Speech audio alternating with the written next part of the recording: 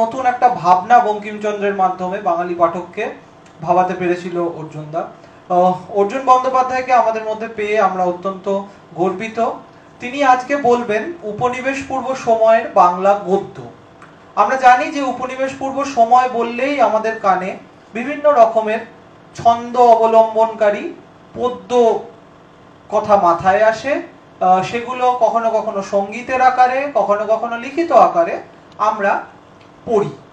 কিন্তু এ কথা বাংলা ডিসিপ্লিনের মানে বাংলা সাহিত্যের ডিসিপ্লিনে খুব বেশি আলোচিত হয় না যে উপনিবেশ পূর্ব সময়ে একটা গদ্য, জলজ্যান্ত একটা গদ্য, যেটার জনক আসলে ফোর্টুলিয়াম কলেজ নয়, আসলে তার একটা বীজ ছিলই বাংলার নিজস্ব সংস্কৃতিতে, সেই উদাহরণ।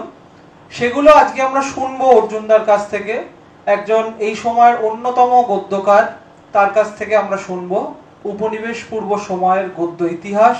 এবং আজকে আমরা যারা উপনিবেশ বিরোধী চর্চা, কর্পোরেট বিরোধী চর্চা করছি, যারা মনে করি যে বাংলা গদ্যের জনক ফোর্টুলিয়াম কলেজ নয়, বাংলা গদ্যের যে আড়ষ্ঠ রূপ ফোর্টুলিয়াম কলেজ দিয়েছে তাতে আমাদের লাভ হয়নি, ক্ষতিই হয়েছে অনেক বেশি। তাই আমরা যা হারিয়েছি বা আমরা যাকে আবার ফিরে পেতে পারি, সেই আশায় আমি আজকে অর্জুনদাকে অনুরোধ করব উপনিবেশ পূর্ব সময়ের গদ্য প্রকরণ, গদ্য রীতি নিয়ে তার বক্তব্য পেশ করার জন্য। নমস্কার, শোনা যাচ্ছে? শোনা যাচ্ছে? আমি শুরুতে একটা জিনিস বলে দিই যে কেন আজকে আমাদেরকে এই আলোচনায় বসতে হচ্ছে। উপনিবেশ পূর্ব বা প্রাক ঔপনিবেশিক গদ্য প্রকরণ কী ছিল, এটা নিয়ে কেন বসতে হচ্ছে। তার কারণ হচ্ছে, আমরা যদি লক্ষ্য করি যে ইস্ট ইন্ডিয়া কোম্পানি যখন আমাদের দেশে তার বাণিজ্য এবং ব্যবস্থা শুরু করলো, সেই সময় থেকেই আমাদের দেশে পুঁজিবাদের বিকাশ শুরু হলো, বীজ আসল অর্থে শুরু হলো। এবারে পুঁজিবাদের একটা সমস্যা আছে, মানে পুঁজিবাদী সমাজের অন্যতম ক্লেদ হলো পুরনো সময়কে সম্পূর্ণ বিস্তৃত হওয়া এবং তা পূর্ণত বাদ দেওয়া। কথাটা বাণীর মতো শোনালেও এর সত্যতা বহুবার প্রমাণিত। বিস্মরণের সংস্কৃতি, আমরা কেউই এর বাইরে নেই। পুঁজিবাদ কি করে, তার আগে যা ছিল তা সব কিছুকে ভুলিয়ে দেয়। তো এই ঘটনাটাই ঘটেছিল যখন ইংরেজ এখানে ইস্ট ইন্ডিয়া কোম্পানি বাণিজ্য শুরু করলো এখানে, এবং মুদ্রণ যন্ত্র শুরু হলো, সংবাদপত্র শুরু হলো, পুঁজি ঢুকতে আরম্ভ করলো এখানে, পুঁজিবাদের বিকাশ শুরু হলো। তখন তার আগে কি ছিল আমাদের, সেটা আমরা ভুলতে শুরু করলাম। সেই জন্য আজকে আমাদের এখানে এই আলোচনাটায় বসতে হচ্ছে, কেননা ওই সেতুটা ভেঙে গেছে, মাঝখানের ব্রিজটা ভেঙে গেছে, ভেঙে দেওয়া হয়েছে বলা ভালো। আমি মূলত দেখেই পড়বো, কেননা এটা একটা বিরাট তত্ত্বর বিষয়, ঐতিহাসিক বিষয়, সম্পূর্ণটা স্মৃতি থেকে বলা সম্ভব নয়। এত কোটেশন আছে, এত উদ্ধৃতি আছে। আমি অনেক খুঁজে পুরনো উপনিবেশ পূর্ব বইয়ের যত গদ্য বই আছে, যত আমার জানা মতে বিভিন্ন উদাহরণ আমি নিয়ে এসেছি এখানে, সেজন্য দেখে পড়তে হবে। আমি পরে এটা মত্রিকে আমি দিয়ে দেবো, যদি ওরা চায় এটা নিয়ে কোনো পুস্তিকা করতে পারে। এটা খুব ইন্টারেস্টিং জিনিস বলে দিই যে এই যে উপনিবেশ পূর্ব গদ্যের পরে যে ফোর্টুলিয়াম কলেজ যেটা কথা বলছিল, যে গদ্য তৈরি হলো, যে একটা আড়ষ্ট গদ্য তৈরি হলো, এটাকে রবীন্দ্রনাথ একটা চমৎকার টার্ম দিয়েছেন। চমৎকার, তিনি বলেছেন, তার ভাষায় বললে এটা হচ্ছে সাহেব পণ্ডিতের যোগ সাজস। রবীন্দ্রনাথ তার বাংলা কথ্য ভাষা প্রবন্ধেই কথাটা বলেছেন যে এটা হলো সাহেব পণ্ডিতের যোগ সাজসে এরকম একটা আড়ষ্ট গদ্য তৈরি হলো। যাই হোক, এবার আমি শুরু করছি। ফোর্টুলিয়াম কলেজের বাংলা বিভাগের প্রচেষ্টাকে গদ্য ইতিহাসের প্রথম ক্রান্তিচিহ্ন বলে দেখতে অভ্যস্ত হয়েছি আমরা, এবং প্রাচীনতর গদ্যের আলোচনায় কতিপয় মাত্র উদাহরণ উদ্ধৃত করে এই সিদ্ধান্তে উপনীত হই যে আমাদের গদ্য ছিল, কিন্তু সে যৎসামান্য এবং তার কোনো মহিমা ছিল না। মুদ্রণ শিল্পের প্রসার ও পত্রপত্রিকার প্রচার ১৯বিংশ শতাব্দীর একেবারে প্রথম থেকেই গদ্য চর্চাকে এমন বহুমুখী কোলাহলমুখর করে তুলেছে যে পূর্ববর্তী গদ্য সাধনার দিকে দৃষ্টি ফেরাতে আমরা ভুলে যাই। আমার এই আলোচনায় এই শৈথিল্য অপনোদনের চেষ্টা আছে। আমি পেছনের দিকে ফিরে চাইছি। কোচ রাজা মল্লদেব, যিনি নরনারায়ণ নাম নিয়ে সিংহাসনে বসেন ১৬শ শতকের ৫-এর দশকে ১৫৫৫-৫৬ নাগাদ, তিনি একটি চিঠি লেখেন অহোমরাজ স্বর্গনারায়ণ চুকাম্ফাকে।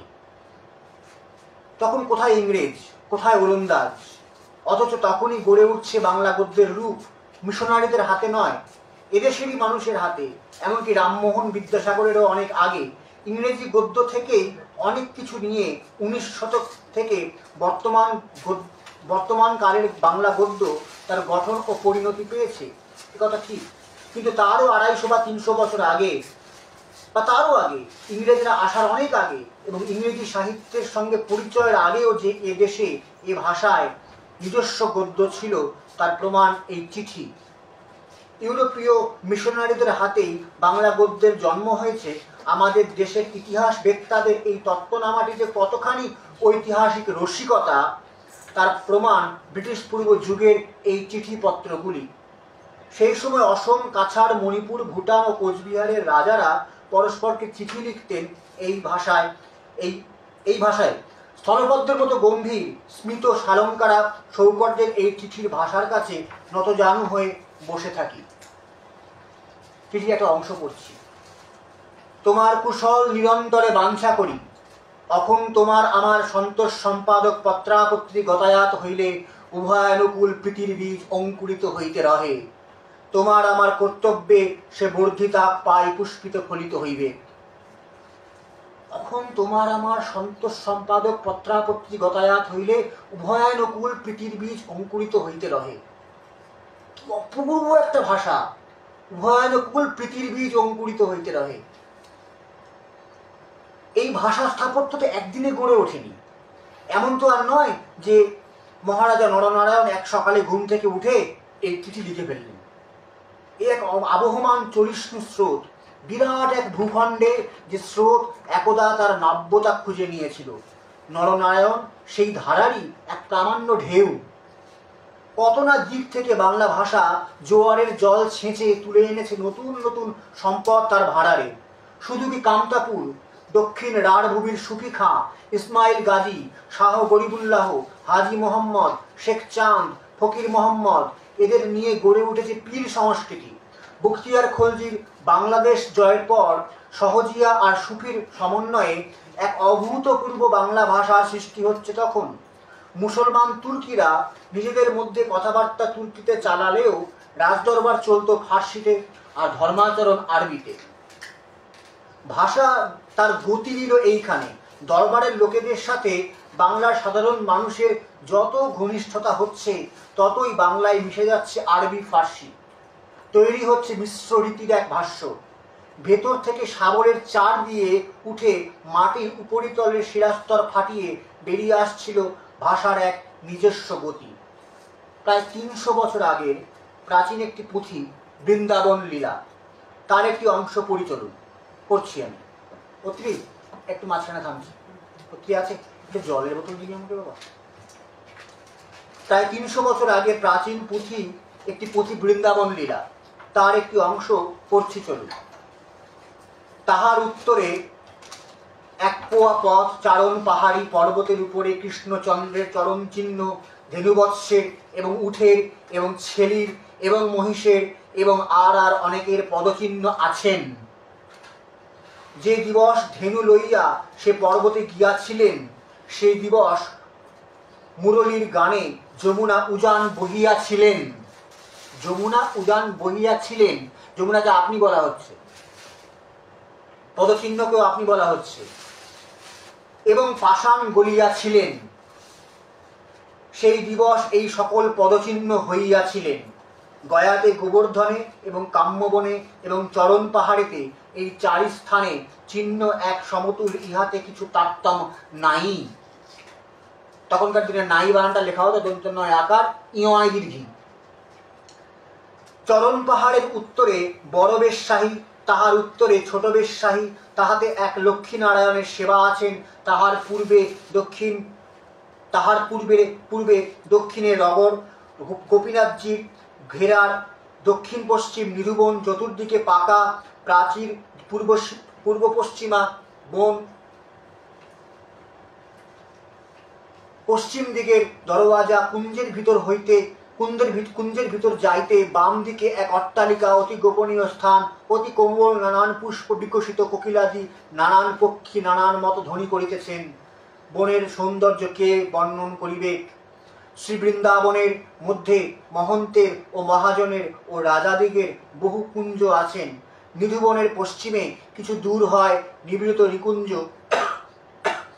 সে স্থানে ঠাকুরানীজি ও সখী সকল লইয়া কেশ বিন্যাস করিতেন। ঠাকুরানীজিউর পদচিহ্ন অদ্যাবধি আছেন, নিত্য পূজা হয়েন। সূত্র বা উৎস উল্লেখ না করে ছেড়ে দিলে অনেকেই বলবেন এটা কমল কুমারের লেখা, কমল কুমার মজুমদারের লেখা, অনেকেই বলবেন। লক্ষ্য করুন, এই গদ্যে অচেতন পদার্থ গুলির প্রতি কি গভীর সম্মানসূচক ক্রিয়াপদ। পদচিহ্ন, যমুনা, পাষাণ, কুঞ্জ, এদের প্রতি যে শ্রদ্ধার ভঙ্গি, এই স্ট্রাকচার আমাদের ছিল। প্রকৃতির সঙ্গে এরকম রিলেশনশিপ এ আমাদের নিজস্ব সৃজন, নিজের অর্জন।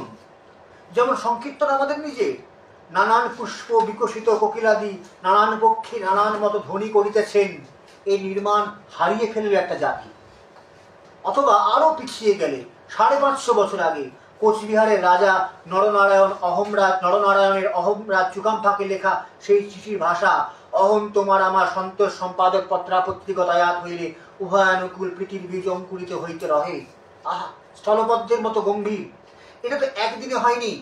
অষ্টাদশ শতকে 1765 নাগাদ এক সাধারণ লোক, এক মামা, তার ভাগ্নেকে, কোনো রাজা উজির কবি লেখক নন, আম আদমি, তার ভাগ্নেকে চিঠিতে লিখছেন, মম বিষয়ে মনোযোগ তব নাস্তি।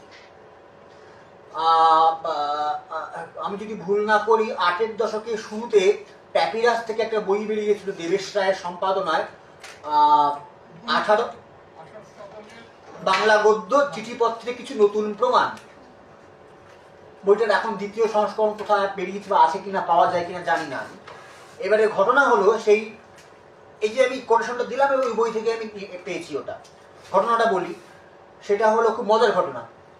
এক ফরাসি ভদ্রলোক, আমি এখন নাম ভুলে গেছি, কারণ যদি থাকে মনে আমাকে মনে করিয়ে দেবেন। তিনি এসেছিলেন এখানে, তখন তো ফরাসি উপনিবেশ উঠে ঘটছে। এবার তিনি চেষ্টা করছিলেন বাংলা ভাষা শেখার জন্য। তো এবারে তিনি বাংলা ভাষা শেখার জন্য বিভিন্ন চিঠিপত্র জোগাড় করেছিলেন, এবং সেই চিঠিগুলো ছিল একই বড় পরিবার, যেমন যৌথ পরিবার তখনকার দিনে হতো, একই পরিবারের মধ্যে একে অপরের লেখা চিঠি। মামা লিখছে ভাগ্নেকে, ছেলে লিখছে বাবাকে, বা ওদের কিছু জমি জমা আছে, সেই জমির যারা প্রজা তারা লিখছে, হ্যাঁ তারা লিখছে এখানকার জমির যে মালিক তাকে। একই পরিবারের মধ্যে চিঠিগুলো ছিল, অনেকগুলো চিঠি। সেই ফরাসি ভদ্রলোক এখানে থাকতেন এবং চিঠিগুলো জোগাড় করেছিলেন, কিন্তু কোনো কারণে তাকে ফ্রান্সে ফিরে যেতে হয়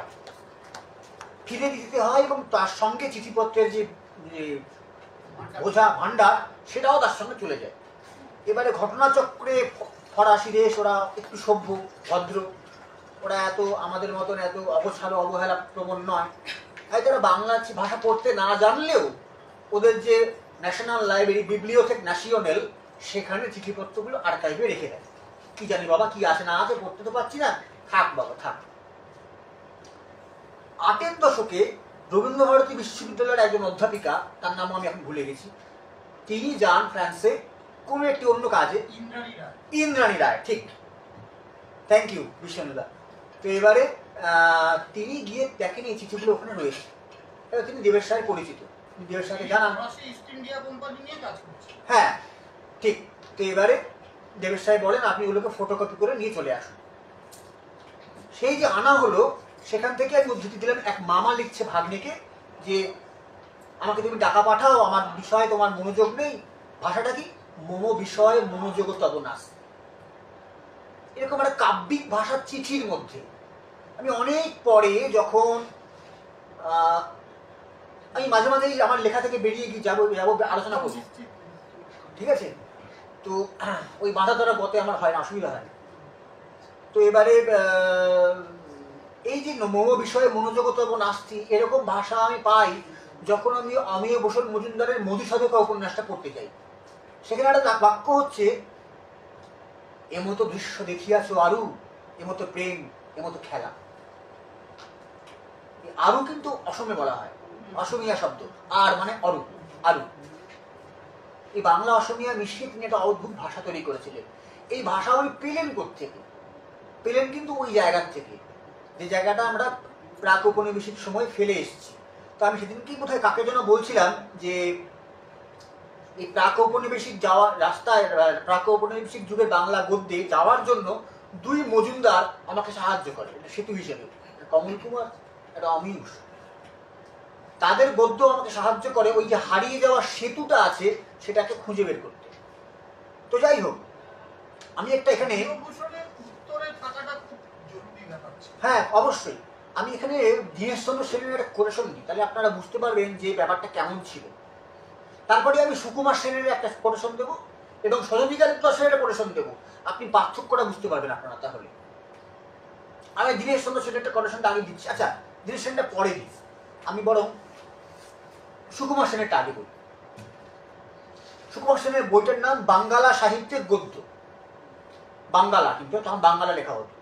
বইতে সুকুমার সেন শুরুতেই বলছেন, পুরাতন বাঙ্গালা সাহিত্যে গদ্যের কোনো স্থান ছিল না। একদম শুরুতে, একদম প্রথম লাইনে এটা করছেন বইতে। 90 বছর আগে 1341 বঙ্গাব্দে প্রকাশিত এই গ্রন্থে সুকুমার সেন আরো বলছেন, তখনকার দিনে লেখাপড়ার কাজে গদ্যের প্রয়োগ ছিল শুধুমাত্র চিঠিপত্রাদিতে ও দলিল দস্তাবেজে। কিন্তু 1555 নাগাদ কোচবিহারের রাজা নরনারায়ণের লেখা চিঠির উল্লেখ করতে গিয়ে তিনি স্বীকার করছেন বা স্বীকার করতে বাধ্য হচ্ছেন, ষোড়শ শতকের কোটেশনের মধ্যে, ষোড়শ শতকের মধ্যভাগে সাধু ভাষার রূপ বাঙ্গালা গদ্যে একরকম দাঁড়াইয়া গিয়াছে। কিরকম কন্ট্রাডিক্টরি। প্রথমেই উনি বলছেন যে বাংলা সাহিত্যে পুরাতন গদ্যের কোনো স্থান ছিল না, তারপরে উনি বলছেন তার কিছু পরে গিয়ে ষোড়শ শতকের মধ্যভাগে সাধু ভাষার রূপ বাংলা গদ্যে একরকম দাঁড়াইয়া গিয়াছে। এমনকি ষোড়শ শতকের শেষার্ধে পর্তুগিজ পাদ্রীদের বাংলাদেশে আগমন এবং তাদের রচিত খ্রিস্টানি বাংলা সাহিত্য সম্পর্কেও তিনি বলছেন, তখনকার দিনে বাংলা সাধু ভাষার গদ্যের একটা মোটামুটি কাঠামো খাড়া হইয়া গিয়াছে। এবারে আপনি আগে, আমি সরজনীকান্ত দাসের উদ্ধৃতির আগে দিই, তারপরে দিই। সরজনীকান্ত দাস তার বাংলা গদ্য সাহিত্যের ইতিহাস বইতে লিখছেন, প্রাচীনতম বাংলা চর্যাপদকে যদি 950 খ্রিস্টাব্দের কাছাকাছি রচিত বলিয়া ধরা হয়, তাহা হইলে এখন পর্যন্ত বাংলা ভাষা ও সাহিত্যের ইতিহাস সম্বন্ধে আমাদের যতটুকু জ্ঞান জন্মিয়াছে তাহাতে নিঃসন্দেহে বলিতে পারি, ইহার ঠিক 850 বৎসর পরে 1801 খ্রিস্টাব্দে রামরাম বসু কর্তৃক রচিত ও শ্রীরামপুর মিশন প্রেসে মুদ্রিত হয়। অর্থাৎ খ্রিস্টীয় 19 শতকের সঙ্গে সঙ্গেই বাংলা গদ্যের যথার্থ সূত্রপাত। সুকুমার সেনের কথারই প্রতিধ্বনি আমরা পাচ্ছি সরজনীকান্ত দাস। এবারে চলে আসে দীনেশচন্দ্র সেন। অনেকেই হয়তো জানেন না যে বাংলা ভাষায় 200-300 বৎসর পূর্বে অনেকগুলি যাত্রার পালা রচিত হইয়াছিল। এই পালাগুলির মাঝে মাঝে গান থাকা সত্ত্বেও সেগুলি মূলত গদ্যেই লিখিত হইয়াছিল। যাহারা মনে করেন ইংরেজির অনুকরণে আমরা নাটক লিখিতে আরম্ভ করিয়াছি, তাহারা এই যাত্রার পালা সাহিত্যে প্রবেশ করিলে বুঝিতে পারিবেন, ঠিক বিলাতী আদর্শে রচিত না হইলেও নাটকের ধরনের লেখার সঙ্গে বাঙালিরা খুবই পরিচিত ছিলেন। এছাড়া রূপকথা ও গীতিকথা খ্রিস্টীয় 9ম শতাব্দী হইতে এদেশে প্রচলিত ছিল, তাহা মুখে মুখেই চলিয়া আসিয়াছে। লিখিত আকারেও তাহাদের নিদর্শন একেবারে দুষ্প্রাপ্য নহে। সহজিয়া সাহিত্য অতি প্রাচীন এবং বিপুল। নিত্যানন্দ প্রভুর পর হইতে কত যে গদ্য পদ্যময় সহজিয়া পুঁথি লিখিত হইয়াছে তাহার সংখ্যা নাই। প্রত্যেক বৈষ্ণব বাবাজির ঝুলি পরীক্ষা করিলে এই সাহিত্যের নমুনা কিছু না কিছু পাওয়া যাইবে। প্রত্যেক বৈষ্ণব বাবাজির ঝুলি পরীক্ষা করিলে এই সাহিত্যের নমুনা কিছু না কিছু পাওয়া যাইবে। আমরা এই পরীক্ষাটা করি না, বৈষ্ণব বাবাজিদের ঝুলিগুলোর খোঁজ আমরা করি। ভারতবাদ এই গদ্যের কোনো দলিল নেই, এভিডেন্স নেই, প্রমাণ নেই, এসব বলে কান্নাকাটি করে কোনো লাভ নেই। আমরা চাইনি। আরও একটা সমস্যা আছে, এটা আমার মনে হয় যে দেখুন, এই তৎকালীন মানে প্রাক ঔপনিবেশিক বাংলা গদ্যে বৈষ্ণবদের একটা বিরাট অবদান আছে, বিরাট। সেটা আমি কিছু পরের বিদ্যাপতি বা বৈষ্ণব দাসের কবিতা উদ্ধৃত করলে বুঝতে পারবেন। বৈষ্ণবদের একটা গদ্য বিরাট অবদান আছে, কিন্তু বৈষ্ণবরা যে গদ্যগুলো লিখছিলেন সেগুলো গূঢ় তাত্ত্বিক গদ্য, তাদের জীবনযাপন চর্যা দর্শন অনুযায়ী, এবং তাদের সম্প্রদায়ের মধ্যেই ওরা সীমাবদ্ধ ছিল। সাধারণ তথাকথিত ভদ্রবিত্ত সমাজে বা শিক্ষিত সমাজে ওগুলো পৌঁছত না, ওটা ওই বৈষ্ণব সমাজের সম্প্রদায়ের মধ্যেই ঘোরাফেরা করতো। ফলত পরবর্তী প্রজন্মের হাতে ওগুলো আর যায়নি, সাধারণ মানুষের হাতে পৌঁছয়নি। এটাও একটা সমস্যার কারণ। তো দীনেশচন্দ্র সেন এই কথা লিখছেন আজ থেকে প্রায় 90 বছর আগে। এখন কথা হলো, প্রাচীন পদ্য সাহিত্যের ইতিহাস বিষয়ে প্রচুর উপাদান থাকলেও প্রাচীন গদ্য বিষয়ক মালমশলা যথেষ্ট অভাব, আর যা কিছু পাওয়া গেছে সেগুলিও ইতস্তত বিক্ষিপ্ত, কাজেই সাধারণের সহজলভ্য নয়। অনেকে সেসবের সন্ধানও জানেন না। ইংরেজ শাসনের পূর্বে এদেশে কোনো গদ্য গ্রন্থকার ছিলেন না তা নয়। বিদ্যাপতি ও চণ্ডীদাস অধিকাংশ গীতি রচনা করলেও দু চারটি গদ্যও লিখেছিলেন। গোবিন্দ দাস বিদ্যাপতি ও চণ্ডীদাস রচিত গদ্য রচনা পাঠ করেছিলেন।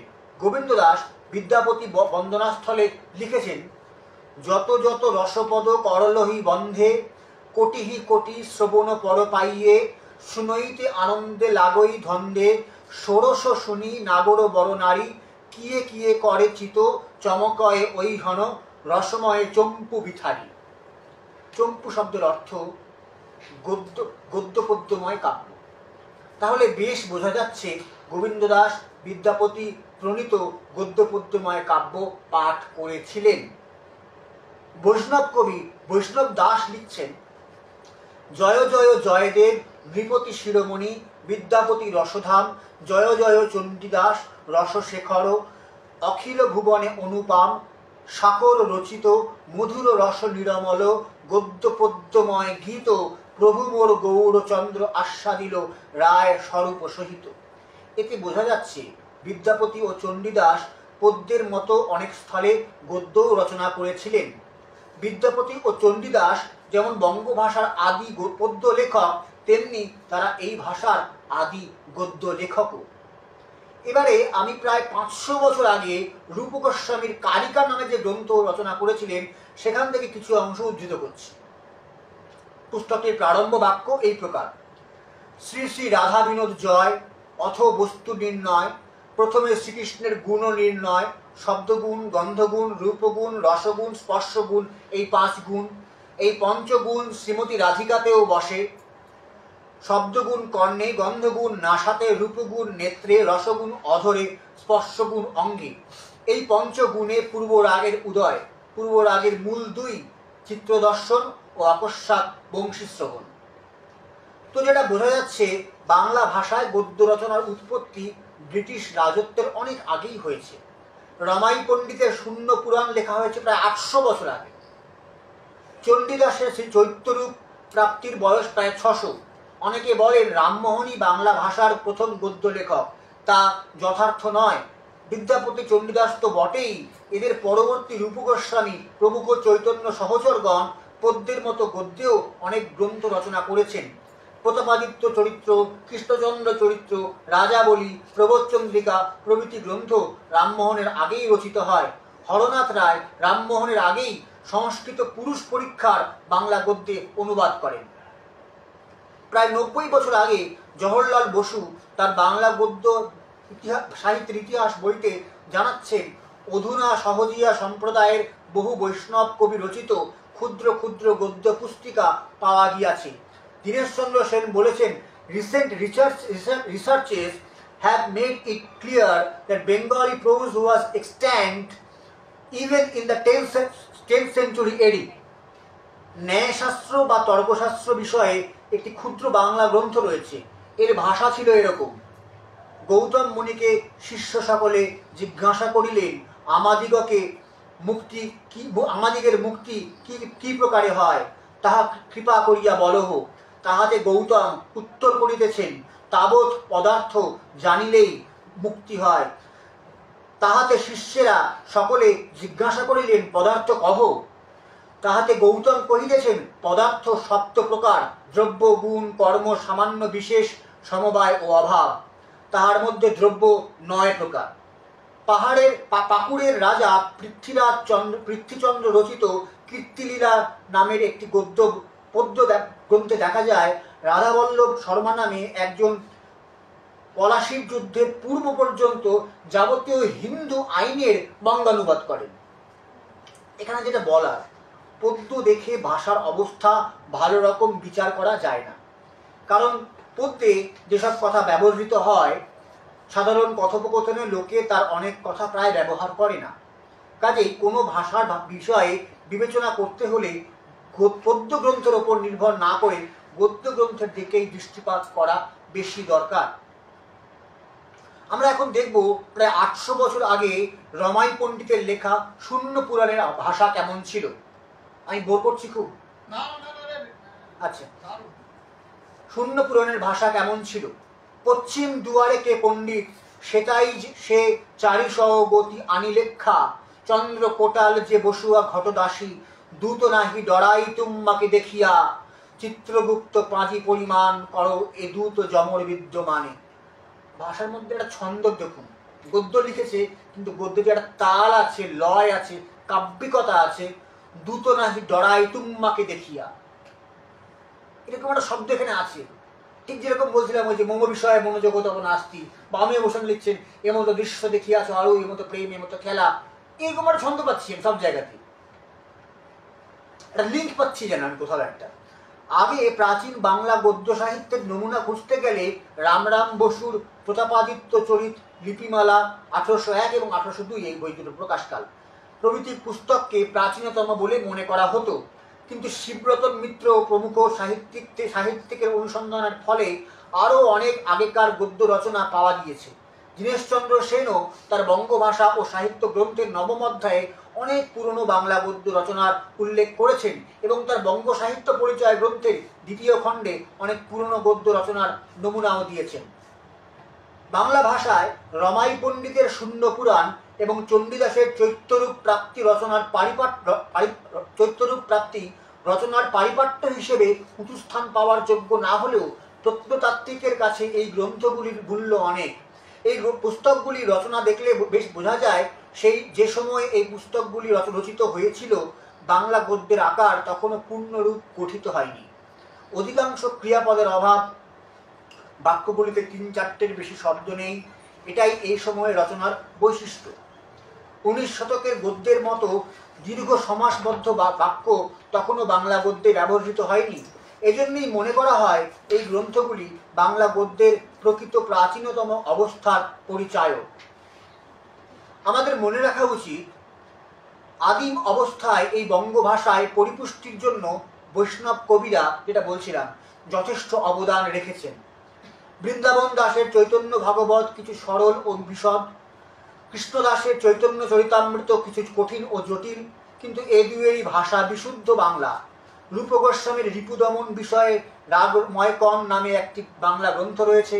সনাতন গোস্বামীর রসময় কণিকা ও জীব গোস্বামীর কর্চাই বাংলায় রচিত। এখানে একটা কথা বলা প্রয়োজন, এখানে মাত্র কয়েকজন বৈষ্ণব কবির নাম উল্লেখ করছি আমি।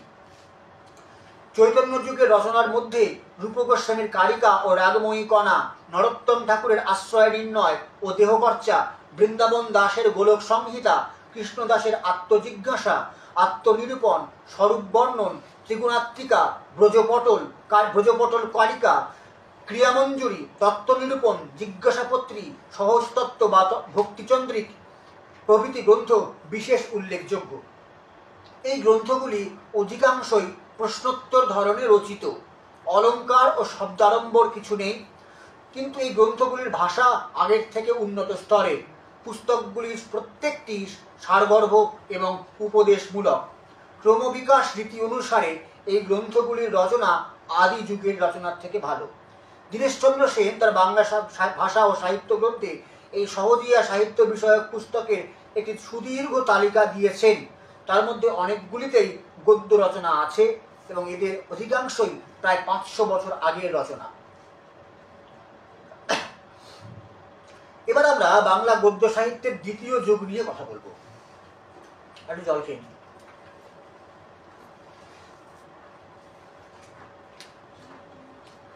এই যুগের রচনার প্রধান লক্ষণ বাংলার সঙ্গে জাবনিক শব্দের অবাধ সংমিশ্রণ। কি পদ্যে, কি গদ্যে, কি চিঠিপত্রে, কি দলিলে।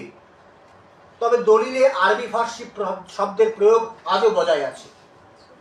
দলিলের জন্য কিংবা রাজদরবারে যে বাংলা গদ্য ব্যবহৃত হতো তা মূলত আরবি, ফার্সি এবং সংস্কৃতের সংমিশ্রণ। শিবরতন মিত্রের types of early Bengali pros বইতে ইংরেজ আমলের আগে বহু দলিল, দস্তাবেজ ও চিঠিপত্রের নমুনা রয়েছে। শোভাবাজারের অনাথ কৃষ্ণদেব তার বঙ্গের কবিতা গ্রন্থের দ্বিতীয় খণ্ডে লিখেছেন, রামপ্রসাদের বিদু বামনী ও ভারতের হীরামালিনী চরিত্র কাহারো কাহারো মতে মুসলমানি সাহিত্য হইতে আমদানি। আলীবর্দী সিরাজউদ্দৌলার আমলে বা তাহার কিছু পূর্ব সময় হইতে বাঙালি শিক্ষিত সমাজ যে মুসলমানি আদব কায়দায় অভ্যস্ত এবং ফার্সি ভাষায় ব্যুৎপন্ন হওয়া ও সুশিক্ষিত হওয়া বা কৃতবিদ্যা বলিয়া পরিচয় দিবার অঙ্গ মনে করিতেন, তাহার যথেষ্ট প্রমাণ আছে। তখন আরবি ফার্সিটা একটা সাধারণ মানুষের জীবনের অঙ্গ হয়ে গিয়েছিল। বাঙালি লেখকই যখন আরবি ফার্সি খুব ভালো জানতেন, রামপ্রসাদ খুব ভালো জানতেন। তখনকার উল্লেখযোগ্য পুস্তক ছিল বাকাওয়ালি, লায়লা মজনু, হাফেজের বয়েজ, গুলেস্তা, জেলেখা প্রভৃতি। অনাথ কৃষ্ণদেব তার জেলেখা গ্রন্থ থেকে তখনকার বাংলা গদ্যের নমুনা দেখাচ্ছেন। দেখুন কি চমৎকার গদ্য যেখানে আছে। কে বলবে অত বছর আগে লেখা? কে তোমাকে ঠকাইয়াছে বলো? তোমার ফুলের বর্ণ মুখ হরিদ্রার ন্যায় বিবর্ণ কেন? তুমি চন্দ্রের মতো দিন দিন ক্ষয় পাইতেছ কেন? আমি বোধ করি তুমি কাহারো প্রেমের ফাঁদে পড়িয়াছ। বলো সে কে? যদি সে আসমানের চাঁদ হয় তবে তাহাকে জমিনে ফেলিয়া তোমার নিকট বন্দী করিব। সে যদি পাহাড়বাসী দেবতা হয় তবে মন্ত্র বলে তাহাকে শিশিতে পুড়িয়া তোমার নিকট হাজির করিব। যদি সে মনুষ্য হয় তবে যাহার দাসী হইতে ইচ্ছা করিতেছ সে আমার কুহকে তোমার দাস হইয়া পদানত হইবে। কি চমৎকার ঝরঝরে ভাষা, পরিষ্কার। কেদারনাথ মজুমদার তার গদ্য সাহিত্য গ্রন্থে লিখেছেন, অতি প্রাচীন তুলট কাগজে লিখিত 1.5 পৃষ্ঠায় সমাপ্ত একখানা কাশির বর্ণনা আমার নিকট আছে। ইহার নমুনা যথা, এই জন্য বলছি যে এটা প্রথম বাংলায় পাওয়া কোনো ভ্রমণ বৃত্তান্ত, কাশী ভ্রমণ বৃত্তান্ত, বাংলা গদ্যে লেখা। কার লেখা আমরা জানি না, জানতে পারিনি। এটা তুলট কাগজে পাওয়া গেছে, এটা কেদারনাথ মজুমদার উল্লেখ করেছেন তার বইতে। আমি কোট করছি এবারে। কাশী, বারাণসী, বনবাস, আনন্দ কানন, অভিভুক্ত ধাম, মহাশ্মশান, বিশ্রাম স্থল, অর্থাৎ সেই ক্ষেত্রে শরীর পতন পাইলে পুনশ্চ জন্ম হয় না। মণিকর্ণী, সমতীর্থ, বিশ্বেশ্বর, সমলিঙ্গ নাস্তি ব্রহ্মাণ্ড গোলকে। বহু জন্মার্জিত সকৃতি বস্তু লোকের সেই ধামে শরীর পতন হয় অথবা ধাম দর্শন হয়। সেখানে দণ্ডি করিবার এখতিয়ার দিয়াছেন কাল ভৈরব ও দণ্ডপাণি। ইহানরা ব্যভিচারী জীব সকলে ধামে বাস করিতে দেন না। এই কাশীর বর্ণনা একটি ভ্রমণ কাহিনী। এই ক্ষুদ্র ভ্রমণ কাহিনীর এক জায়গায় লেখা আছে, ইহার মাহাত্ম্য পৃথক পৃথক আছে, সকল স্মরণ নাই। বৈষ্ণব কবিরা ছন্দে চৈতন্যের ভ্রমণ কাহিনী লিখেছেন, কিন্তু এই ক্ষুদ্র কাহিনীর বিশেষত্ব গদ্যে এবং সরলতায়।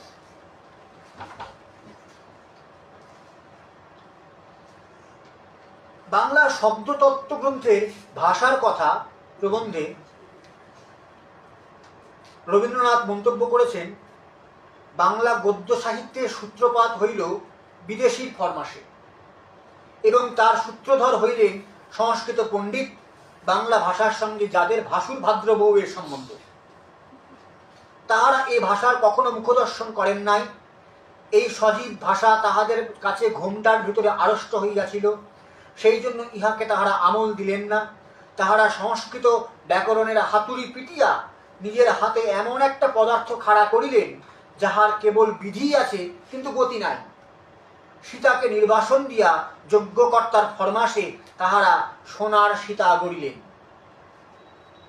রবীন্দ্রনাথ বলছেন এটা। যদি স্বভাবের তাগিদে বাংলা গদ্য সাহিত্যের সৃষ্টি হইত তবে এমন গড়াপেটা ভাষা দিয়া তার আরম্ভ হইত না। এই যে স্বভাবের তাগিদে বাংলা গদ্য যেটা হচ্ছিল উপনিবেশ আসার আগে, সাধারণভাবে আরবি ফার্সি মিশছে, আবার বাংলা মিশছে, কিছু সংস্কৃতও আছে, কিছু কামতাপুরী রাজবংশী শব্দ আছে, এগুলো মিশে স্বাভাবিকভাবে মিশছে। এর একটা ধরন। আবার একটা কৃত্রিম ধরন হচ্ছে চাপিয়ে দেওয়া, একটা উদ্দেশ্য নিয়ে। যদি স্বভাবের তাগিদে বাংলা গদ্য সাহিত্যের সৃষ্টি হইত তবে এমন গড়াপেটা ভাষা দিয়া তাহার আরম্ভ হইত না। তবে গোড়ায় তাহা কাঁচা থাকিত এবং ক্রমে ক্রমে পাকা নিয়মে তার বাঁধন আটো হইয়া উঠিত। প্রকৃত বাংলা বাড়িয়া উঠিতে উঠিতে প্রয়োজন মতো সংস্কৃত ভাষার ভাণ্ডার হইতে আপন অভাব দূর করিয়া লইত। সে প্রয়োজন মতো সংস্কৃত থেকে নিতে পারত। কিন্তু বাংলা গদ্য সাহিত্য ঠিক তার উল্টা পথে চলিল। গোড়ায় দেখি তাহা সংস্কৃত ভাষা, কেবল তাহাকে বাংলার নামে চালাইবার জন্য কিছু সামান্য পরিমাণে তাহাকে বাংলার খাদ মিশাল করা হইয়াছে। এ একরকম ঠকানো। আমার কথা নয়, রবীন্দ্রনাথ ঠাকুর বলছেন যে সেটা পুনরায় সংস্কৃতে মাঝখানে কিছু সব বাংলা শব্দ ঢুকিয়ে দেওয়া হয়েছে। এ একরকম লোক ঠকানো। ওই প্রবন্ধে রবীন্দ্রনাথ বলছেন, আজ পর্যন্ত বাংলা গদ্য সংস্কৃত ভাষার বাধা ভেদ করিয়া নিজের যথার্থ আকৃতি ও প্রকৃতি প্রকাশ করিবার জন্য জুঝিয়া আসিতেছে। আজকেও লড়াই করছে। যখন রবীন্দ্রনাথ বলছেন এই প্রবন্ধটা কোন সালে বেরিয়েছে, প্রবন্ধটা সালটা বলে দিই, 1323 বঙ্গাব্দ, মানে প্রায় 100 বছর। 1431 এটা আমরা আছি, মানে 190-92 বছর হবে বোধ হয়। অল্প মূলধনে ব্যবসা আরম্ভ, এবার রবীন্দ্রনাথ বলছেন অল্প মূলধনে ব্যবসা আরম্ভ করিয়া ক্রমশ মুনাফার সঙ্গে সঙ্গে মূলধনকে বাড়াইয়া তোলা, ইহাই ব্যবসার স্বাভাবিক প্রণালী। কিন্তু বাংলা গদ্যে ব্যবসার মূলধন কই? মূলধন লইয়া শুরু হয় নাই। এখানে মস্ত একটা দেনা লইয়া তার শুরু। সেই দেনাটা খোলসা করিয়া দিয়া স্বাধীন হইয়া উঠিবার জন্যই তার চেষ্টা। মানে সংস্কৃত থেকে একটা দেনা নিয়ে শুরু হয়েছে, ধার নিয়ে। যদি পণ্ডিত মশাইদের এই রায় পাকা হয় যে সংস্কৃত ভাষায় মহামহোপাধ্যায় না হইলে বাংলা ভাষায় কলম ধরা ধৃষ্টতা, তবে যাদের সাহস আছে ও মাতৃভাষার উপর দরদ আছে, প্রাকৃত বাংলার জয় পতাকা কাঁধে লইয়া তাদের বিদ্রোহে নামিত হইবে। ইহার পূর্বেও আড়ালের ঘরের দুলাল প্রভৃতির মতো বিদ্রোহের শাঁখ বাজাইয়াছিল। রবীন্দ্রনাথই বলছেন। বাংলা ভাষা চর্চার মতো বাংলা গদ্য চর্চার ধারাবাহিকতায় রবীন্দ্রনাথ আবিষ্কার করেছেন ইংরেজি শিক্ষার অব্যাহত কুফল। তার মতে এই সংকট থেকে ঈশ্বরচন্দ্র বিদ্যাসাগর এমনকি বঙ্কিমচন্দ্র রেহাই পাননি। বাংলা কথ্য ভাষা প্রবন্ধের নাম, প্রকাশকাল 1350। প্রবন্ধে বাংলা গদ্য চর্চার গোড়ার দিকের সংকট নিয়ে কথা বলছেন তিনি। রবীন্দ্রনাথ বলছেন, যখন বাংলা ভাষায় গদ্য সাহিত্যের অবতারণা হলো, তার ভার নিলেন সংস্কৃতজ্ঞ পণ্ডিত। দেশের ছেলে মেয়েদের মুখে মুখে প্রতিদিন যে গদ্যবাণী প্রবাহিত হচ্ছে তাকে বহু দূরে রেখে সংস্কৃত সরোবর থেকে তারা নালা কেটে যে ভাষার ধারা আনলেন তাকেই নাম দিলেন সাধু ভাষা। বাংলা গদ্য সাহিত্যিক ভাষাটা বাঙালির প্রাণের ভেতর থেকে স্বভাবের নিয়মে গড়ে ওঠেনি, এটা ফরমায়েশে গড়া। বঙ্কিমের সেই দুর্গেশ নন্দিনীর ভাষাও আজ প্রায় মরা গাঙের ভাষা হয়ে এসেছে। এখনকার সাহিত্যে ঠিক সেই ভাষার স্রোত চলছে না। সাহেব পণ্ডিতের সাজসে তৈরি বাংলা গদ্যের যে আড়ষ্ট ভাব হয়ে পড়েছে তা তিনি উপলব্ধি করে চোখে আঙুল দিয়ে দেখালেন। ভাষার অবিমিশ্র কৌলিন্য নিয়ে খুঁতখুত করেন এমন গোড়া লোক আজও আছেন, কিন্তু ভাষাকে দুই মুখ করে তার দুই বাণী বাঁচিয়ে চলার চেষ্টাকে অসাধু বলাই উচিত। ভাষায় এরকম একরকম কৃত্রিম বিচ্ছেদ জাগিয়ে রেখে আচারের সুচিতা বানিয়ে তোলা পুণ্যকর্ম নয়। এখন আর এটা সম্ভব হবে না।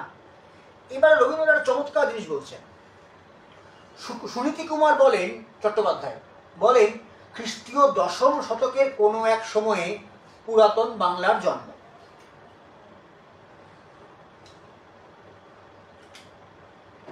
রবীন্দ্রনাথ এবারে বলছেন, কিন্তু ভাষার সম্বন্ধে এই জন্ম কথাটা খাটে না। যে জিনিস অনতিব্যক্ত অবস্থা থেকে ক্রমশ ব্যক্ত হয়েছে তার আরম্ভ সীমা নির্দেশ করা কঠিন। যে খ্রিস্টীয় 10ম শতকের ওই দিন থেকে আরম্ভ হলো এরকম বলা যায় না। 10ম শতকের বাংলাকে 20 শতকের বাঙালি আপন ভাষা বলে চিনতে পারবে কিনা সন্দেহ। শতকে শতকে ভাষা ক্রমশ ফুটে উঠেছে, আধুনিক কালেও চলেছে তার পরিণতি। নতুন নতুন জ্ঞানের সঙ্গে, ভাবের সঙ্গে, রীতির সঙ্গে আমাদের পরিচয় যত বেড়ে চলেছে, আমাদের ভাষার প্রকাশ ততই হচ্ছে ব্যাপক। গত 60 বছরে যা ঘটেছে 2-3 শতকেও তা ঘটেনি। বাংলা ভাষার কাঁচা অবস্থায় যেটা সবচেয়ে আমাদের চোখে পড়ে সে হচ্ছে ক্রিয়ার ব্যবহার সম্বন্ধে ভাষার সংকোচ। সদ্য ডিম ভাঙা পাখির বাচ্চার দেখা যায় ডানার ক্ষীণতা। ক্রিয়াপদের মধ্যেই থাকে ভাষার চলবার শক্তি। রূপক গোস্বামীর লেখা কারিকা থেকে পুরনো বাংলা গদ্যের নমুনা একটু দেখলেই এই কথা বুঝতে পারা যাবে। যেটা আগে বলছিলাম, প্রথম শ্রীকৃষ্ণ গুণ নির্ণয়, শব্দগুণ, গন্ধগুণ, রূপগুণ, রসগুণ, স্পর্শগুণ, এই 5 গুণ, এইগুলো আর কি। দেখা যাচ্ছে ক্রিয়ার ব্যবহার সেখানে কম। বাংলাকে সংস্কৃতের সন্তান বলিয়াই যদি মানিতে হয়, তবে সেই সঙ্গে এই কথাও মানা চাই যে তার 16 বৎসর পার হইয়াছে, এখন আর শাসন চলিবে না, এখন মিত্রতার দিন। কিন্তু যতদিন বাংলা বইয়ের ভাষা চলিত ভাষার ঠাট না গ্রহণ করিবে, ততদিন বাংলা ও সংস্কৃত ভাষার সত্য সীমানা পাকা হইতে পারিবে না। ততদিন সংস্কৃত বৈয়াকরণের বর্গীর দল আমাদের লেখকদের ত্রস্ত করিয়া রাখিবেন। প্রাকৃত বাংলার ঠাটে যখন লিখিব, তখন স্বভাবতই সুসঙ্গতির নিয়মে সংস্কৃত ব্যাকরণের প্রভাব বাংলা ভাষার ডেরা ডিঙাইয়া উৎপাত করিতে কুণ্ঠিত হইবে। এটা রবীন্দ্রনাথ কতদিন আগে উপলব্ধি করেছেন, কিন্তু আমার যেটা ইন্টারেস্টিং লাগে, গোটা 19 শতকে 20 শতকে রবীন্দ্রনাথ ছাড়া আর কাউকে এটা উপলব্ধি করতে দেখা যায় না। কোনো তাত্ত্বিক বিশারদ, সুনীতি কুমার হোক, সজনীকান্ত দাস হোক, সুকুমার সেন হোক, কিংবা আরো অন্যান্য যারা এই নিয়ে সামান্য কাজ করেছেন বা বড় কাজ করেছেন, একমাত্র দীনেশচন্দ্র সেন ছাড়া আর কাউকে পাওয়া যাচ্ছে না যারা এই কথাটার প্রতিধ্বনি করছেন।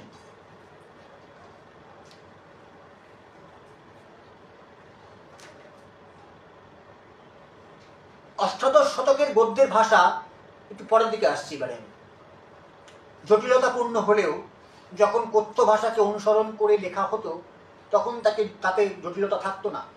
অষ্টাদশ শতকে লেখা একটি গল্প বা উপকথায় সেই সময়ের বাংলা কথ্য ভাষামূলক গদ্যের একটি অবিকৃত রূপ পাওয়া যায়।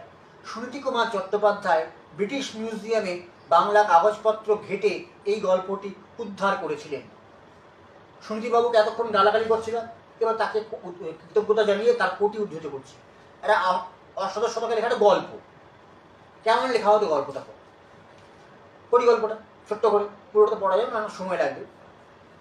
মোকাম ভোজপুর, শ্রীযুত ভোজ রাজা, তাহার কন্যা নাম শ্রীমতী মৌনাবতী, ষোড়শ বরিষ্যা, বরিষ্যা মানে বর্ষ, ষোড়শ বরিষ্যা, বড় সুন্দরী, মুখ চন্দ্রতুল্য, কেশ মেঘের রঙ্গ, চক্ষু আকর্ণ পর্যন্ত, যুগ্ম ভ্রু, ধনুকের ন্যায় ওষ্ঠ রক্তিম বর্ণ, হস্তপদ্মের মৃণাল, স্তন দারিম্ব ফল, রূপলাবণ্য বিদ্যুৎ ছটা, তার তুলনা আর নাই এমন সুন্দরী। সে কন্যার বিবাহ হয় নাই। কন্যা পণ করিয়াছে, রাত্রের মধ্যে যে কথা কহাইতে পারিবে তাহাকে আমি বিবাহ করিব। বিবাহ বানানটা বিভা, বয়সী ভয়াকার, বিবাহ করিব। এ কথা ভোজ রাজা শুনে বড় বড় রাজার পুত্রকে নিমন্ত্রণ করিয়া আনিলেক। এক এক রাজার পুত্রকে এক এক দিন রাত্রের মধ্যে এক একজনকে শয়ন ঘরে লইয়া শয়ন করায়। সে ঘরে আর কেহ থাকে না, কেবল কন্যা আর রাজপুত্র। এক খাটে কন্যা শোয়ে, এক খাটে রাজপুত্র শোয়ে। যে রাজপুত্র যেমন জ্ঞানবান হয়, সে সেইরূপ কথা সারা রাত্র কহে। কন্যাকে কথা কহাইতে পারিলেক না। কতমত প্রকার করিলে তবু কন্যাকে কথা কহাইতে পারিলেন না। এইরূপে অনেক দিন গেল পরে রাজা বিক্রমাদিত্য কন্যার রূপগুণ শুনে বড়ই তুষ্ট হইলেন। কাহাকেও কহিলেন না, সঙ্গে একজন মনুষ্য লইলেন না, কেবল আপনি এক বড় ঘোড়ায় আরোহণ হইয়া শিকারের নাম করিয়া 2-4 রোজের পরে মোকাম ভোজপুর শ্রীযুত ভোজরাজার বাটিতে উপস্থিত হইলেন। কি সুন্দর একটা গল্প। বাকিটা আমি এখানে কোট করি কেন, অনেক বড় গল্প, সময়টা চলে যাবে। কিন্তু এই গল্পটা লেখা হয়েছিল 18th সেঞ্চুরিতে, মানে 1715 সময়। যে কাগজে গল্পটি পাওয়া গিয়েছে তাতে কোনো সন তারিখ না থাকলেও হস্তলিপি দেখে এবং ভাষার আলোচনা থেকে স্পষ্ট বোঝা যায় রচনাটি 18 শতকের মাঝামাঝির এদিকে নয়, মানে 1750 ওদিকে। গৌড়ীয় বৈষ্ণবদের এক সম্প্রদায় নিজেদের সাধন প্রণালীর উপর বই লিখতেন। প্রথমে এইরকম বই পদ্যে লেখা হতো, পরে সম্ভবত 16 শতকের শেষ থেকে গদ্যে বা মিশ্র পদ্যে এই পুঁথিগুলি লেখা হতো। গদ্যে লিখিত এইসব পুঁথি, এইসব গুরুতত্ত্ব সংবলিত পুস্তক গুরু শিষ্যের প্রশ্নোত্তর রূপে রচিত। বাক্য ছোট ছোট, ক্রিয়াপদ প্রায় উচ্চ থাকে, বাক্যের পদের পারম্পর্য অনেক সময় বিপর্যস্ত দেখা যায়। তার কারণ অজ্ঞান বা অক্ষমতা নয়, গদ্যের ভেতর পদ্যের ছন্দ বা তাল আনার চেষ্টা। যেমন, মানুষের আচার ব্যবহার ছাড়িলে ঈশ্বর ছাড়া হয়, তবে ঈশ্বর মানুষের আশ্রয় কয়, ঈশ্বর সেই মানুষের বশ, ইহা কেহ নাই জানে। তখনকার দিনে লিখছে ঈশ্বর সেই মানুষের বশ। আজকে রাস্তায় বেরিয়ে বললে মারধর খেয়ে যাবো, হয়তো পিটুনি খেয়ে যাবো। এই বৈষ্ণব সাধকদের লেখায় অসমাপিকার অপপ্রয়োগ নেই। একাধিক বাক্য সংযোজক অব্যয়ের দ্বারা যুক্ত থাকে বটে, কিন্তু সরল বাক্যের প্রয়োগও নিতান্ত অল্প নয়। ক্রিয়াপদের মধ্যে শুধু ভবিষ্যৎকালের রূপে কিছু কিছু আধুনিক রূপ পাওয়া যায়। বিদেশি শব্দের প্রয়োগ নেই বললেই চলে। তৎসম শব্দের প্রাচুর্য থাকলেও ভাষা আড়ম্বরপূর্ণ অথবা দুর্বোধ্য নয়, বরং গাম্ভীর্যময় ও ওজস্বী।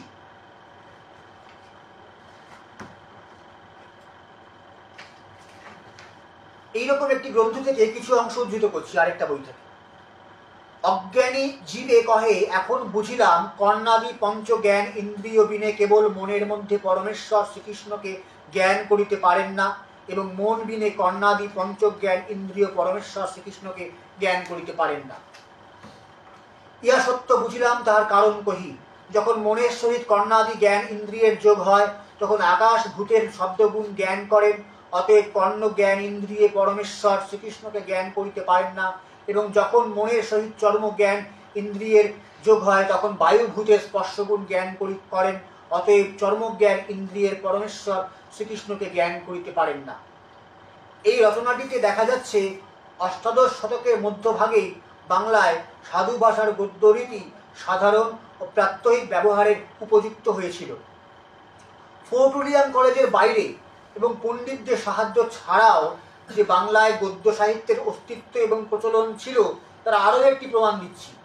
এই পুঁথিতে রামায়ণের কাহিনী অযোধ্যা প্রত্যাগমন পর্যন্ত সুন্দর সাধু ভাষায় বর্ণিত আছে। অনুমান করা হয় পুঁথিটি 19 শতকের প্রথম পাদের এদিকে নয়, সম্ভবত 18 শতকের শেষ পর্বে লেখা। পুঁথিটির ভাষার নমুনা হিসেবে কিছু অংশ উদ্ধৃত করছি। ধনুর্ভঙ্গকালে সীতার উৎসাহবর্ধন কারণ রামচন্দ্রকে লক্ষণ এই বাক্য কহিতেছেন, প্রভু রঘুনাথ বহুতর চিন্তাতে কিঞ্চিত আবশ্যক নাই, তোমার দাস আমি সম্মুখে বিদ্যমান আছি। যদ্যপি কৃপাপূর্বক অনুমতি হয়, তবে সুমেরু প্রভৃতি যে পর্বত তাহাকে গণনা করিলা। অতএব জীর্ণ শিব ধনুকে উত্থাপন করা, চালন করা, নম্র করা, ভগ্ন করা আশ্চর্য নহে প্রভু। তদনন্তর ক্রোধযুক্ত হইয়া পরশুরাম রামচন্দ্রের প্রতি কহিতেছেন যে, ওরে রামচন্দ্র, তুই ভগবান স্বরূপ, অতএব তোর সহস্র হস্ত হইয়াছে আমার হস্তদ্বয়। তুই মহারাজ, আমি মুনির সন্তান, তোর সৈন্যগণ নিকটে বিদ্যমান আছে, আমি একক হইয়াছি। তথাপি তোর সহিত আমার সংগ্রাম হক, সূর্যদেব দর্শন করুক। সাহিত্যিক গদ্য রচনার প্রচেষ্টা খ্রিস্টীয় ঊনবিংশ শতকের গোড়া থেকে শ্রীরামপুরের খ্রিস্টান মিশনারিদের উদ্যোগে ও ফোর্ট উইলিয়াম কলেজের আশ্রয়ে নতুন করে আরম্ভ হলো। যখন প্রেস এলো, মুদ্রণ যন্ত্র এলো, সংবাদপত্র শুরু হলো, যারা এই নতুন গদ্য সাহিত্যের সৃষ্টি করলেন তাদের কাছে আগের শতকের বৈষ্ণব গদ্য সাহিত্য সম্পূর্ণ অজ্ঞাত ছিল। যেটা বললাম যে আগের শতকে বৈষ্ণবরা যে কাজগুলো করেছেন তারা নিজেদের সম্প্রদায়ের মধ্যে কাজগুলো করেছেন। ফলে ফোর্ট উইলিয়াম কলেজে ওদেরকে পুরোপুরি দোষ দেব সেটাও দিতে পারছি না, কেননা ওই সম্প্রদায়ের বাইরে তো রচনাগুলো আসেনি, তাদের হাতে পড়বে কি করে, তারা অজ্ঞাত ছিলেন। আচ্ছা, সেই কারণে হয় তাদেরকে সংস্কৃত বা ইংরেজির আদর্শ নিতে হলো, অথবা নিজের মন গড়া ছাদে সংস্কৃত, আরবি, ফার্সি, সাধু ভাষা ও কথ্য ভাষার খিচুড়ি করে এক অদ্ভুত গদ্যের সৃষ্টি করতে হলো। অষ্টাদশ শতকের মধ্যভাগে যে সাহিত্যে গদ্যের সম্পূর্ণ রূপ উদ্ভূত হয়েছিল তা বৈষ্ণবদের নির্দিষ্ট সম্প্রদায়ের মধ্যে গণ্ডিবদ্ধ থাকায় সাধারণ শিক্ষিত ও ভদ্র সমাজের নজরে পড়েনি। এই কথাটাই বলছিলাম আমি। তো এইটা হলো বিষয়। এবারে ফলত আমরা দেখতে পাচ্ছি যে আমরা যেটা বলি যে প্রাক ঔপনিবেশিক বাংলা গদ্যের কোনো এভিডেন্স নেই, এ কোনো ভুল। প্রচুর এভিডেন্স আছে, আমি অনেকগুলো নিজেই আমি পড়লাম, অনেকগুলো বাদ দিয়েছি, মানে এত 1 ঘন্টা এত পড়া যাবে না। এবারে যদি আমরা দেখি যে নবজাগরণের যে গদ্য, যেটাকে আমরা তথাকথিত রেনেসা বলি, সেই সময়ের গদ্যে একটা প্রধান বৈশিষ্ট্য হচ্ছে, আমি এটাকে একদম উইদিন কোটেশন হাইলাইট করেই বলবো, ইসলামোফোবিয়া। যে সেখানে যে স্বাভাবিকভাবে আরবি ফার্সি শব্দগুলো বাংলায় গড়ে উঠেছিল সেটাকে বাদ দেওয়ার জন্য, মুসলিম বিদ্বেষ থেকে হিন্দুয়ানি করার জন্য, তাকে কি বলবো, তাকে ওই গঙ্গা জল দিয়ে শুদ্ধিকরণের জন্য আর কি সংস্কৃত ভাষাকে সেখানে জোর করে ঢোকানোটা শুরু হলো। এইটা খুব স্পষ্টভাবে বোঝা যায়। শুধু বৈষ্ণবদের সম্প্রদায়ের মধ্যে ওটা ছিল বলে এটা আমি বলছি না, আরও তো বৈষ্ণবদের সম্প্রদায়ের বাইরেও তো অনেক গদ্যের কাজ হয়েছে। তো নইলে আমরা যেটা দেখছি যে রামপ্রসাদের মৃত্যু হচ্ছে 1760 কি 70 নাগাদ, 70 সামথিং। তার প্রায় 40-45 বছর পরে বিদ্যাসাগরের জন্ম হচ্ছে। তাহলে রামপ্রসাদের ভাষা আর বিদ্যাসাগরের ভাষা পার্থক্য এতখানি কি করে হচ্ছে? যে রামপ্রসাদ বলছে যে তোমার মুন্ডমালা কেড়ে নিয়ে অম্বরে সম্মরা চড়াবো, ডাকিনী যোগিনী দিয়ে তরকারি বানায় খাবো, এত স্পষ্ট ভাষা যেখানে উনি বলছেন, কোনো ঘোর প্যাচ নেই, এত স্পন্টিনিউয়াস তীরের বেগে ছুটে যাওয়া ভাষা, সেই ভাষা এরকম স্লথ হয়ে পড়লো কেন, আড়ষ্ট জড়ভরত হয়ে পড়লো কেন? এর প্রধান কারণ একটা মনে হয় আমার অন্যতম ছিল লুকোনো মনের গভীরে, যে ইসলাম বিদ্বেষ। যে না, তখন মুসলিম শাসনের অপসারণ হয়ে গেছে, যে এবারে তাহলে আমরা বাংলা ভাষাকে শুদ্ধিকরণ করি সংস্কৃত ঢুকিয়ে দিয়ে, কারণ আরবি ভাষাগুলোকে সরানোর চেষ্টা করি। এইটা খুব স্পষ্টভাবে বোঝা যায়। এইটাই আমার মূল বক্তব্য। এবং নবজাগরণী আমি বলতে চাইবো ওকে, কি নাম, অত্রিকে বা বিষ্ণুদাকেও, নবজাগরণী গদ্য নিয়ে, নবজাগরণী গদ্যের এই যে বৈশিষ্ট্য, ইসলামোফোবিয়া নিয়ে একটা আলাদা আয়োজন করা যেতে পারে, কথা আলোচনা, সেটা সম্পূর্ণ আলাদা, এটা সম্পূর্ণ আলাদা, ঠিক আছে? তো প্রাক ঔপনিবেশিক বাংলা গদ্যের যে মূল জায়গা, সেটা হলো, সেটা খুব স্বাভাবিকভাবে সহজভাবে বাংলার জীবনযাপনের সঙ্গে গড়ে উঠেছে, কোনো জোর করে বাইরের থেকে চাপিয়ে দেওয়া হয়নি। তার অনেক ত্রুটি ছিল হয়তো, কিন্তু সবকিছুই তার ত্রুটিপূর্ণ ছিল এমন নয়। যেমন আমি এখানেই বলেছি, যেমন সংকীর্তন আমাদের নিজের, কেউ আমাদের শিখিয়ে দেয়নি। এই যে ভাবুন, নানান পক্ষী নানান মতো ধ্বনি করিতেছেন, এরকম অদ্ভুত একটা ভাষা আমাদের ছিল, অদ্ভুত আশ্চর্য সুন্দর ভাষা। তো সেই ভাষাটা আমরা সম্পূর্ণ হারিয়ে ফেললাম, আমাদের ব্রিজটা ভেঙে দেওয়া হলো। এটা মানে দুঃখ হয় ভাবলে খুব, যে আমি আজকে চাইলে ওই ভাষায় কিছু করতে পারবো না, পৌঁছতে পারবো না, সেটা নিয়ে চর্চা করতে পারবো হয়তো, কিন্তু সেই ভাষাটার পুরো মৃত্যু ঘটিয়ে দেওয়া হয়, মৃত্যু ঘন্টা বাজিয়ে দেওয়া হয়েছে। এটুকুই বলার বিষয়। আপনাদের মধ্যে যদি কারো কিছু বলার থাকে বলতে পারেন। সাহিত্য বলে আমরা যাকে আজকে যে জিনিসটাকে বুঝছি, সেটা মূলত উৎপাদন ব্যবস্থার উপর নির্ভর, ঠিক আছে? মানে আমার যে উৎপাদন ব্যবস্থা জনিত যে সৃষ্টি সেটা ঠিক করে দেয়, উৎপাদন ব্যবস্থার কাঠামো ঠিক করে দেয় যে আমার ভাষা কি হবে, আমি কিভাবে মানুষের সঙ্গে কথা বলবো, আমি কিভাবে আমার সঙ্গে কথা বলবো, আমি কিভাবে আমার সমাজের সঙ্গে কথা বলবো। এইটা খুব জরুরি প্রশ্ন আমাদের কাছে। আমি যেহেতু কারিগর সংগঠন বা হকারদের সংগঠন করেছি এক সময়, সেহেতু আমার মনে হচ্ছে যে এই যে ব্যক্তি যে সমাজের সঙ্গে কথা, আসলে আজকের সাহিত্য হচ্ছে ব্যক্তির সঙ্গে ব্যক্তির কথা, সেগুলো পুঁজি ঠিক করে দিচ্ছে যে ব্যক্তি প্রধান, সমাজ প্রধান থেকে যাচ্ছে না, এক নম্বর। আর সাহিত্য কাকে বলবো সেটা তো ডিফাইন করা হয়েছে নতুন করে।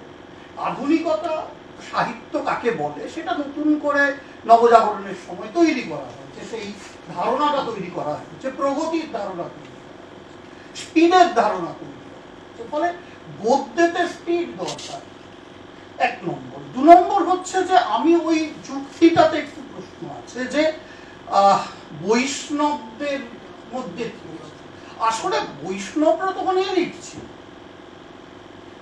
বৈষ্ণবরা এই যে সপ্তগ্রামী বৈষ্ণব, যারা সে সময় ব্যবসা বাণিজ্য নিয়ন্ত্রণ করছেন বাংলায়, উৎপাদন ব্যবস্থার বড় একটা অংশ তারা নিয়ন্ত্রণ করে। ফলে বৈষ্ণব, এই আজকে যেমন বৈষ্ণবরা একটা ছোট সেক্ট হয়ে গেছে, মানে সেক্ট হিসেবে ধরছি, তারা একটা ছোট গোষ্ঠী হিসেবে ধরছি, তখনকার দিনে বাংলায় নব বৈষ্ণব ধর্ম, আজকে ধর্ম বলতে কথাটা বলা ঠিক না, কিন্তু নব বৈষ্ণব যে আন্দোলনটা তৈরি হলো সেটা তো খুব ব্যক্ত জায়গায় তৈরি হয়েছে। মহিলারা গিয়ে বাড়িতে পড়াচ্ছে, মানে এটা তো 70 বছরে এই পাল বিপিন পাল দিচ্ছেন যে কিভাবে বৈষ্ণব মহিলারা বাড়ি বাড়ি গিয়ে শিক্ষা দিচ্ছেন মহিলা। কলকাতাতেও তার উদাহরণ আছে আমাদের। ফলে এটা যে খুব গুপ্ত ব্যাপার ছিল ব্যাপারটা তো তা নয়, ব্যাপারটা একটা সামাজিক ব্যাপার ছিল। এই সামাজিকতা আসলে আমি যখন একটা উৎপাদন ব্যবস্থা থেকে আরেক শহরে একটা উৎপাদন ব্যবস্থা থেকে আরেকটা উৎপাদন ব্যবস্থায় যাচ্ছি, সেই ট্রানজিশন পিরিয়ডে যে গদ্য তৈরি হচ্ছে, সেই গদ্য প্রয়োজন আমার সেই ট্রানজিশন পিরিয়ডের জন্য, সেই গদ্য তৈরি করা হয়েছে। সেটা এটা আকাশ থেকে এসে পড়েনি, এটাকে তৈরি করতে হয়েছে।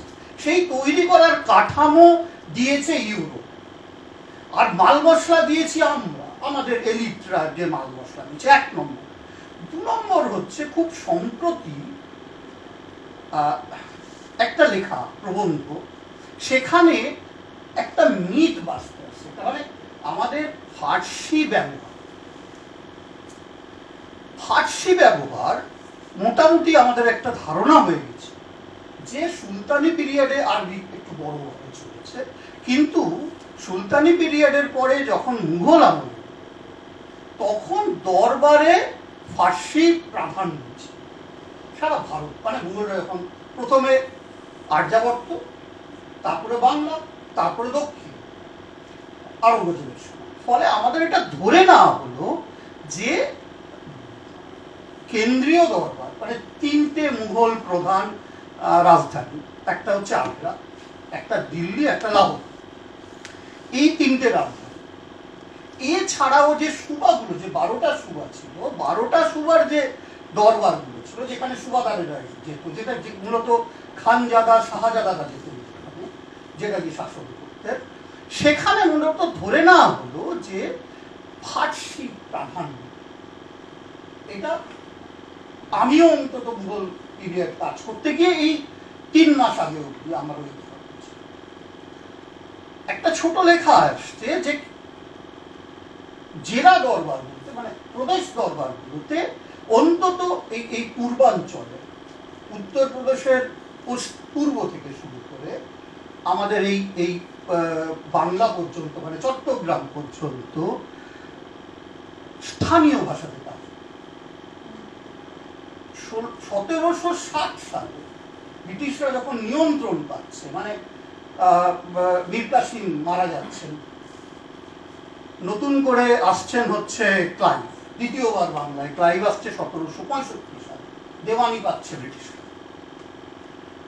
এই সময় পাঁজা করে করে আমাদের যত জমিদারি কাগজ, বাংলার জমিদারি কাগজপত্র, সেগুলোকে নিয়ে যাওয়ার পরিকল্পনা করে, এখনো ওখানে আছে, লন্ডনে আছে। আমরা কেউ সেগুলো রক্ষা করিনি। 1970-80 সালে বাংলাদেশের খুব বিখ্যাত মানুষ, তিনি ইস্ট ইন্ডিয়া কোম্পানির বাংলা কাগজপত্র লিখতেন, আনিসুজ্জামান বাংলা কাগজপত্র লিখতেন। এটা ছোট একটা বই আছে তার, ইস্ট ইন্ডিয়া কোম্পানির বাংলা কাগজপত্র। সেখান থেকে অসামান্য জিনিস সব তিনি আবিষ্কার করেছেন। এটা ইতিহাসের একটা বড় অংশ, আমি সেখানে ঢুকছি না। ফলে এই যে নতুন ধারণা তৈরি, মানে এই যে যখন তারা কাগজপত্র, জমিদারিগুলো নিয়ন্ত্রণ করলেন তারা, তারপরে যে কাগজপত্রগুলো ইউরোপে গেল, সেই কাগজপত্র কিভাবে, ওরা যখন কাগজপত্র দেখলেন, ওদের ধারণা ছিল সবই ফার্সি হবে, সেগুলো ইংরেজিতে ট্রান্সলেট করে নিয়েছিল। ওখানে দেখছেন অধিকাংশ লেখা বাংলা, অধিকাংশ জমিদারিতে বাংলায় লেখা হচ্ছে। তখন তারা ঠিক করলেন যে সেগুলোতে বাংলা থেকে ইংরেজি হবে, বাংলা থেকে ফার্সি হবে, ফার্সি থেকে ইংরেজি হবে। এই করতে গিয়ে বাংলাতে যখন তারা ফার্সি পণ্ডিতদের খুঁজতে শুরু, মানে মুন্সি খুঁজতে শুরু করলেন, তত মুন্সি খোঁজাই তত মুন্সি পাওয়াই গেল না। ফলে 1765-66-67 সালে শেষ জাহাজ যখন এখানে ছেড়ে যাচ্ছে কলকাতা বন্দর থেকে, মানে শীতকালে যখন জাহাজগুলো যাচ্ছে এখান থেকে ছেড়ে যাচ্ছে, শেষ জাহাজটা কারণ ওখানে 11 মাস পরে গিয়ে পৌঁছবে, তখন তারা আর অনুবাদই করতে পারছেন না, কারণ লোক নেই। ফলে এই যে মিথ তৈরি হয়েছে যে আমরা আসলে ফার্সির দাস ছিলাম, মধ্যবিত্ত ফার্সি শিখেছে, কারণ সেটা তার এলিটিজম ছিল। ফার্সি, আজকে যেমন ইংরেজি শেখা একটা এলিটিজম, তখন ফার্সি শেখাটা একটা এলিটিজম, ফার্সি শিখতে হতো। আমাদের রামমোহনকেও শিখতে হচ্ছে। এবং প্রথমের দিকে এই ধারণা থেকে ইস্ট ইন্ডিয়া কোম্পানি ছিল, ইস্ট ইন্ডিয়া কোম্পানির প্রধান ভাষা ছিল ফার্সি 1832 সাল পর্যন্ত। তো ফলে আমাদের সাহিত্য আসলে এইগুলোর উপরে আমাদের অনেক পলি চেপে আছে আমাদের জন্য। 1 নম্বর। 2 নম্বর হচ্ছে খুব জরুরি প্রশ্ন দীনেশ সেন একটা তুলেছেন, যে সাহিত্য কাগজ, মুখের ভাষাকে কি সাহিত্য বলবো? যে গল্পগুলো বলছে মানুষ, সেটা কি সাহিত্য নয়? পূর্ববঙ্গ গীতিকাগুলো, মহিলারা যে কথাগুলো বলছে, যেখানে মহিলারা নায়ক, যেখানে পুরুষদের বলা হচ্ছে যে তোমার একটা বাচ্চা ব্যাং হয়েছে, বাচ্চা হয়েছে, এটা সেটা হচ্ছে ব্যাং, যে রাজা বলছে ঠিক আছে ওটাকে বিসর্জন দিয়ে দেবে, রাজা দেখতেও যাচ্ছে না। মানে পুরুষেরা সেখানে অক্রিয় মানুষ, মহিলারা ক্রিয়াশীল মানুষ, সেইটা নিয়ন্ত্রণ করছেন মহিলারা। এবং এই গল্পগুলো মহিলারা বলছেন, এবং যে গল্পগুলো যখন বলছেন তখন স্বাভাবিকভাবেই গদ্য ভাষায়, ছন্দমূলক গদ্য ভাষায়। গদ্যের তো নিজস্ব ছন্দ আছে, এটা আমি বলার যোগ্যতা নেই, সামনে একজন সাহিত্যিক বসে আছে, ঠিক আছে? তো এই যে আমি যখন লিখছি, মানে এতক্ষণ উনি যেটা অর্জুন যেটা বললেন, সেটা হচ্ছে লিখিত গদ্য। আমাদের তো মৌখিক গদ্যর একটা বিপুল আছে। আমি যেহেতু লিখিত সংস্কৃতির লোক, আমি যেহেতু স্মৃতি সংস্কৃতির মানুষ, মানে যে সংগঠনটা করি সেই সংগঠনটা মূলত স্মৃতি সংস্কৃতির মানুষ, এইটা আমাদের নিজেদের ভাবতে হবে। এই প্রশ্নটা ভাবতে হবে যে আমরা কি কথা বলার সময় কমা দাঁড়ি ব্যবহার করি না, এবং আমরা তাই করতাম না। আমরা কথা বলার যে স্টাইলটা, সেইটা আমরা সাহিত্যে রূপান্তরিত, মানে সেটাকে আজকে আমরা সাহিত্য বলছি, সেটাকে আমরা লিখিত পদ্ধতিতে রূপান্তরিত করেছি। কখনো কখনো দাঁড়ি ব্যবহার করেছি, দাঁড়ি ছিল, দাঁড়ি নতুন কিছু না। ফলে এই যে স্বাবলম্বী গদ্য ছিল, পুঁজিবাদ আমাকে তাকে তার মতন করে একটা সাহিত্যতে ট্রান্সলেট করে দিল, বাধ্য করলো যে তুমি এখানে কমা দাও, যেটা ওরা দুজনের কথা হচ্ছে। আমাদের খুব জরুরি প্রশ্ন যে আমরা আসলে যতটা উপনিবেশ সময় নিয়ে সময় বিস্তার করেছি, যে কাগজপত্র রয়েছে, উপনিবেশ পূর্ব সময় নিয়ে, মানে শতাব্দের মতন শব্দ ব্যবহার হচ্ছে, রামপ্রসাদ করেছেন। রামপ্রসাদ করেছেন, এরকম একটা আধুনিক মানব জমি। মানব জমি। এই যে এটা তো সমাজের ভেতর থেকে। রামপ্রসাদের মানে শব্দ ইনোভেশন, কারণ সে ঘামকে শ্রম জল বলেছে। বা ধরো মানে এই যে আমাদের উত্তরবঙ্গের যে এইগুলো মঙ্গল কাব্য, সেখানে দাঁতকে তুলনা করা হচ্ছে, সেটা হচ্ছে যে এই যে বেতের ফল, এই আমাদের তৈরি হয় বেতের যে সাদা মুক্তা বেত যাকে বলে, এই ফল মানে যে ফুলটা হয় তার ফল ভীষণভাবে স্থানীয়। ফলে এটাকে আমরা কতটা বাংলা বলবো সেটা বলা আজকের দিনে ব্র্যান্ডিং করছিলাম, কিন্তু এই যে প্রয়োগগুলো এগুলো ভীষণভাবে স্থানীয় প্রয়োগ, প্রত্যেকটা অঞ্চলে স্থানীয় প্রয়োগ। ফলে আমাদের মনে হয় আমরা যারা উপনিবেশ পূর্ব সময় সবই জড়িয়ে আছে, এমন নয় আমরা সঙ্গীতের মতন বলছি যে সবকিছু ছিল, কিন্তু আমরা এমন একটা উৎপাদন ব্যবস্থায় ছিলাম যে উৎপাদন ব্যবস্থায় কেন্দ্র ছিল, যে উৎপাদন ব্যবস্থার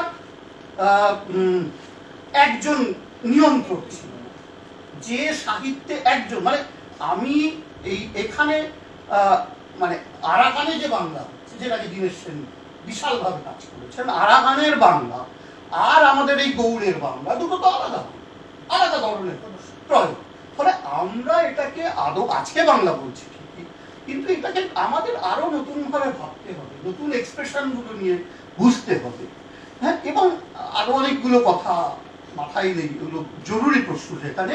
কারণ এই জবনি মিশেল বাদ দেওয়া, তুমি এখানে বলছিলে যে যেভাবে আমরা করেছি এটা একটা প্রজেক্ট ছিল, জবনি মিশেল বাদ দেওয়া একটা প্রজেক্ট ছিল, এবং পৃথিবীর সব থেকে কম জীবিত ভাষাটা হলো সাধু ভাষা, কম সময়।